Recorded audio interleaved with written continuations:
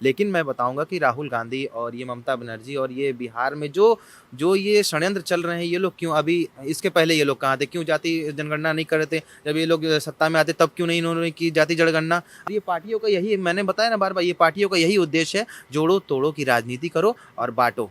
और ये लोग यही करते आए हैं और ये लोग यही करेंगे। इस समय जब जान रहे हैं, इस समय हिंदुत्व का परचम लहरा रहा है, हिंदुत्व के जो हिंदुत्व का विरोध कर रहा है उनको मुँह तोड़ जवाब दिया जा रहा है, तो ये लोग अब इसके नए नए सिरे से वापसी क्या है, घर वापसी क्या कर रहे हैं, वो लोग सिर्फ राजनीति कर रहे हैं। इसमें कोई घर वापसी है, कोई वो नहीं है। ये लोग कभी इस पार्टी में मुँह मारते हैं, कभी उस पार्टी में मुँह मारते हैं। तो ये लोग तो कुत्ते से भी बेकार हैं। हाँ, जो कहीं भी रोटी मिली वो उनका खाएँगे, उनके हो जाएँगे, उनका खाएँगे, उनके हो जाएँगे। तो जातिगत जनगणना की बात की जा रही है, बिहार में हो गई है। अब जितने भी विधानसभा चुनाव होने हैं, कांग्रेस पार्टी ने बोल दिया कि हम जहाँ भी आएंगे वहाँ जातिगत जनगणना कराएंगे, और केंद्र में भी जो मैनिफेस्टो आएगा, जहाँ तक उसमें लगी रहा है कि जातिगत जनगणना उनके घोषणा पत्र में आने वाला है। तो उस पर आप क्या कहेंगे, क्योंकि ये तो मुद्दा अभी अभी गरमाया है एकदम। यूथ को कैसे मना करना चाहिए कि नई जातियों में नहीं बंटना, धर्म हमारा सबसे पहले है, जातियों में नहीं बंटना है? देखिए, मैं कोई राजनीतिक पार्टी से तो बिलॉन्ग नहीं करता हूँ, परंतु मैं एक चीज़ कहना चाहूँगा कि एक सनातन की और सनातन क्या हर धर्म संप्रदाय को लेके चलने वाली पार्टी, मैं एक ही पार्टी को मानता हूँ, वो है भारतीय जनता पार्टी। क्योंकि इसमें ना तो धर्म संप्रदाय की बात होती है, ना तो जाति विवादों की बात होती है। और दूसरी बात, ये जो देश विद्रोही, मैं इन लोग को पार्टी विद्रोही नहीं कहूँगा, क्योंकि मैं भाजपा का समर्थक तो नहीं हूँ। लेकिन मैं बताऊँगा कि राहुल गांधी और ये ममता बनर्जी और ये बिहार में जो जो ये षड्यंत्र चल रहे हैं, ये लोग क्यों अभी इसके पहले ये लोग कहाँ थे? क्यों जाति जनगणना नहीं कर रहे थे? जब ये लोग सत्ता में आते तब क्यों नहीं इन्होंने की जाति जनगणना? हाँ, आज से 10 साल 15 साल पहले ये लोग सोए थे, 75 साल से इन लोग कराए, तब क्यों नहीं कराए थे जाति जनगणना? हाँ, उस समय। और जाति जनगणना भी कराएँगे तो क्या है, हिंदुओं को बाँट थोड़ी देंगे ये लोग? हम हिंदू तो वो तो जाति, चाहे आप किसी को भी बांटिए, आप ब्राह्मणों को, ठाकुरों को, वैश्य शूद्र, ये लोग बांटेंगे। अगर ये लोग तो एक कड़ी है, ये तो एक पथ प्रदर्शक की कड़ी है, लेकिन ये तो कहलाते तो हम हिंदू ही है ना। हम तो हिंदू हैं। हाँ, हम तो कंकड़ कंकड़ शंकर जैसे बटा हुआ है, वैसे तो बस जाति व्यवस्था है। हम लोग कोई जाति आधार पे बटे नहीं है, एक जाति व्यवस्था बनी हुई है। क्या हम कोई भी अगर ब्राह्मण अगर कोई साफ सफाई का काम करता है, तो वो उनको भी हमारे शास्त्रों में लिखा हुआ है कि जो कर्म आधार जाति बोली जाती है, कर्म आधार पर जाति का, यानी कि ब्राह्मण भी अगर कोई साफ सफाई, कोई समाज सेवा, कोई सेवा का काम करता है, तो वो भी शूद्र के नाते होगा। कोई शूद्र अगर पाठ पूजा करता है, वैदिक कांड करता है, मंगल कांड करता है, तो वो भी एक शूद्र भी वो ब्राह्मण से भी बड़ा वो ब्राह्मण से भी बड़ा वो विद्वान कहा जाता है। हाँ, कोई अगर बनिया भी अगर कोई शस्त्र लेके किसी से लड़ता है, अपने धर्म की रक्षा करता है, तो उसको राजपूतों का दर्जा दिया जाता है। तो ये जाति आधारित बस एक व्यवस्था हमारे धर्म में बनी हुई है। कोई ये जाति के आधार पे कोई बंटवारा नहीं बना हुआ है। और ये पार्टियों का यही, मैंने बताया ना बार-बार, ये पार्टियों का यही उद्देश्य है, जोड़ो-तोड़ो की राजनीति करो और बाँटो। और ये लोग यही करते आए हैं और ये लोग यही करेंगे। इस समय जब जान रहे हैं, इस समय हिंदुत्व का परचम लहरा रहा है, हिंदुत्व के जो हिंदुत्व का विरोध कर रहा है उनको मुँह तोड़ जवाब दिया जा रहा है, तो ये लोग अब इसके नए नए सिरे से ये लोग जाति जनगणना शुरू कर दिए हैं। तो ये लोग कुछ ना कुछ ऐसे करते रहेंगे। मैं करते रहेंगे। मैं फिर कह रहा हूँ, ये लोग कुछ नहीं कर सकते। ये लोग सिर्फ यही करते-करते ये लोग समाप्त हो जाएँगे। और इन लोगों को जैसे अभी एक राहुल जी हैं, राहुल गांधी जी हैं। मैं तो नाम इसलिए ले रहा हूँ क्योंकि मैं पार्टी के जरिए नाम नहीं ले रहा हूँ। ये क्या है कि अब चुनाव आता है तो लगते हैं भगवा ओढ़ के घूमने, मंदिर मंदिर जाने, उनके पहले उनको मंदिर याद नहीं आता है।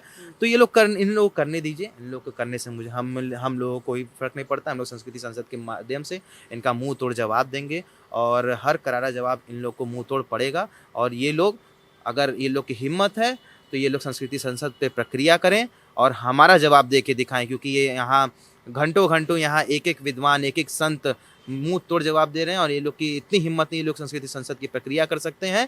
और हम लोग फिर से इन लोगों को कह रहे हैं कि हम लोग सनातन की विजय का पताका लेके यहाँ से निकले हैं और हम लोग सनातन विजय करके ही मानेंगे।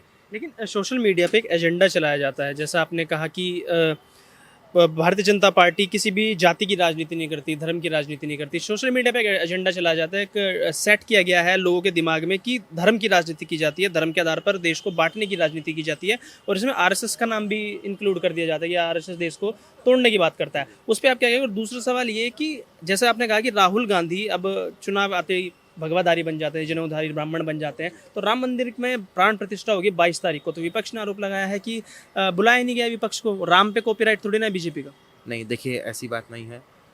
मैं मीडिया के माध्यम से बोलना चाहूँगा, जैसे हमारे घर में है, हमारे परिवार है, समाज है, अगर वो कोई हमारा विरोध करता है, ऐसा तो नहीं है लेकिन ऐसे सरकारी रूप में तो सबको सभी को सूचना गई है, लेकिन ऐसा है कोई हमारा विरोध करता है तो अपने दुश्मन को बैठा के थोड़ी आप एक तरफ राम जी को गाली दो, हाँ, एक तरफ राम जी का विरोध करो, नहीं, राम हाँ, जी का क्या गाली दी उन्होंने? क्या नहीं, बोला? जैसे मैं जा रहा हूँ कि इसे एक तरीके से राम का विद्रोह करना, राम जी, श्री राम जी जो हमारे मर्यादा पुरुषोत्तम थे, इनका विरोध करना, इनको कहना, और जैसे जैसे स्वामी प्रसाद मौर्य के अलावा भी सुंदरकांड की जो पंक्तियाँ थी, उनको उनको भी भला बुरा करना, तो एक तरीके से ये सब गालियाँ ही हुई ना।